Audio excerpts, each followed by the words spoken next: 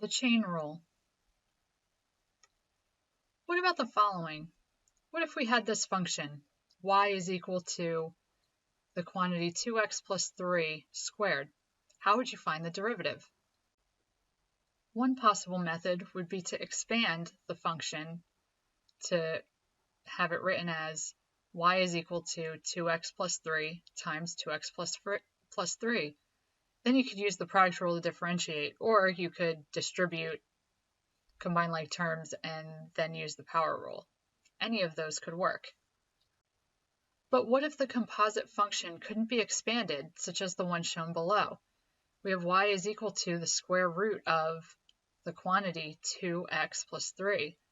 Recall that composite functions are functions within a function. In this case, the function 2x plus 3 is written within the square root of x. These functions cannot be differentiated using any of the rules that we have learned so far. In the case of composite functions, the chain rule is applied when differentiating. The chain rule states if h of x is equal to f of g of x, where f and g are differentiable functions, then the derivative of h of x is h prime is equal to f prime of g of x times g prime of x. Meaning you take the derivative of the outside, keep the inside the same initially, and then multiply by the derivative of the inside thereafter. If we have this function y is equal to the quantity x cubed plus 3 raised to the 5th power, find y prime. We're going to determine the derivative by setting up the chain rule. We are taking the derivative of the outside section first, or some term raised to the 5th power, so we bring the 5 out in front, keep what is in parentheses, lessen the power by 1, and then we multiply at the end by the derivative of what is inside of the parentheses, which is 3x squared. The last step is to simplify. 3x squared and 5 can be multiplied together to get 15x squared, and we leave the quantity x cubed plus 3 in the parentheses and keep it raised to the 4th power. And that is what y prime is in this example.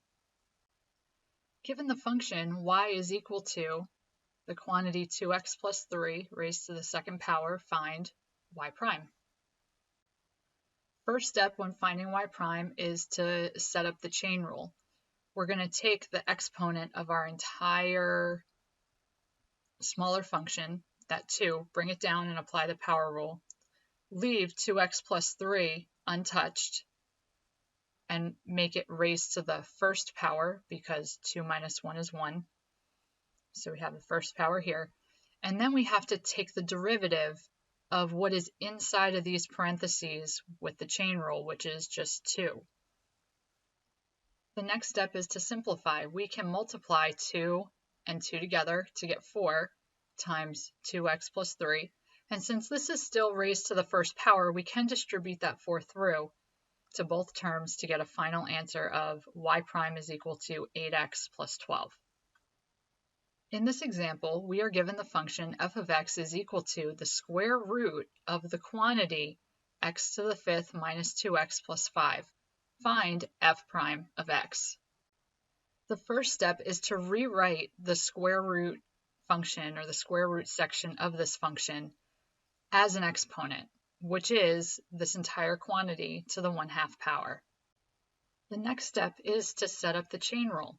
So we have the 1/2 that is that exponent. We're going to bring it down in front, keep what's inside of the parentheses in the parentheses, but then instead of raised to the 1/2 power, we have to subtract 1 from that. And 1/2 minus 1 is negative 1/2. Then we have to take the derivative of the inside of the parentheses, which would be 5x to the 4th minus 2. The last step is to simplify. We have 1 times 5x to the 4th minus 2, so 5x to the 4th minus 2 is in the numerator. Our denominator is 2, and because this was raised to the negative 1/2 power, we move it to the denominator and place it back inside of the radical. And this is our solution for f prime of x. Sometimes you might have to combine some rules together. Let's look at this one. Y is equal to negative 2x to the third plus 7, that quantity, multiplied by 5x squared plus 2x, that whole thing, or the whole second function raised to the 7th power. And we have to find y prime. In this case, we had to apply both the product rule and the chain rule together in the first step. So we have the derivative of the first is the negative 6x squared times the second, untouched, plus our first, and now here's where the derivative of the second comes into play. We bring the 7 down in front, and then we have 5x squared plus 2x raised to the 6th power, and then we have to multiply by the derivative of this inside part, which is that 10x plus 2. And then multiply anything that you can together. In this first set of terms, in this product, we can't distribute the negative 6x squared through to anything. So we're just going to leave this first part as it is. Now in the second part, we can leave the first one by itself, and then this 7 times 10x plus 2 can be multiplied together to give us 70x plus 14. And then we leave the 5x squared plus 2x quantity to the 6th power.